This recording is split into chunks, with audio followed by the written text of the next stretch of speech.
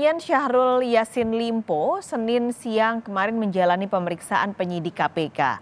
Usai pemeriksaan, Syahrul memastikan akan kooperatif, bahkan mengaku siap jika kembali diperiksa KPK.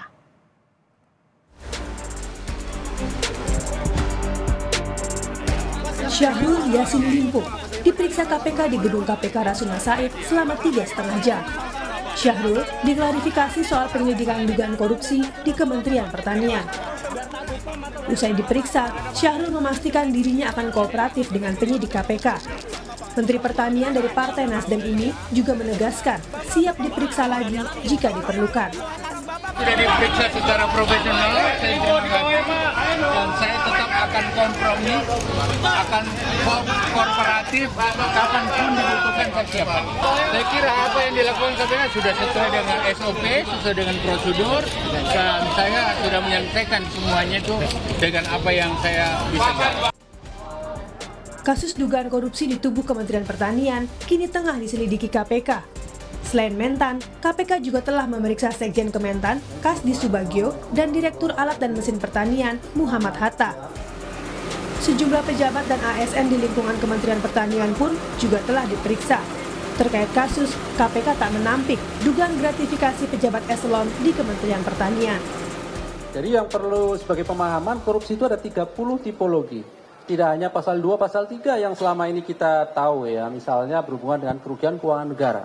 Tetapi 28 tipologinya sangat mungkin, baik itu gratifikasi, jabatan, konflik of interest dalam pengadaan, sampai menghalangi proses penyidikan, penuntutan, dan persidangan itu bagian dari tindak pidana korupsi.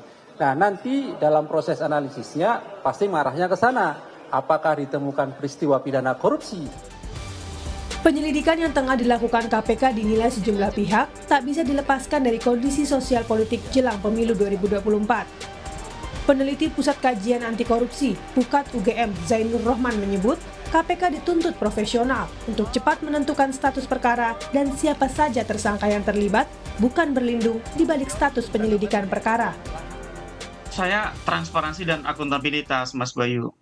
KPK kan selama ini berlindung di balik status penyelidikan. Nah, status penyelidikan itu kan memang di situ belum ada tersangkanya begitu ya. Jadi KPK merasa masih punya waktu untuk melakukan pemeriksaan, melengkapi berkas-berkas, dan informasi yang harus disampaikan kepada publik itu terbatas dengan alasan kerahasiaan gitu ya. Agar misalnya para pihak itu tidak melarikan diri, menghilangkan barang bukti dan lain-lain gitu. Nah, tetapi kalau menurut saya dalam konteks jelang 2024 ada konteks sosial politiknya, maka menurut saya profesionalitas KPK itu sangat dituntut oleh publik. Publik itu nggak bodoh-bodoh amat gitulah Mas Bayu ya. Sehingga yang bisa dilakukan oleh KPK adalah cepat ya, tentukan status setelah melakukan pemeriksaan terhadap pemimpin tertinggi di Kementan yaitu Menteri Pertanian.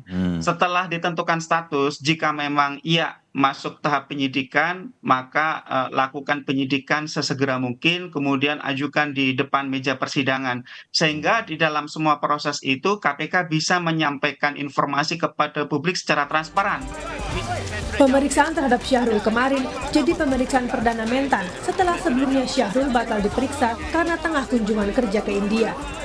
Hingga kini, KPK belum merinci keterkaitan Mentan dalam perkara yang tengah diusut di Kementerian Pertanian. Tim Liputan, Kompas TV.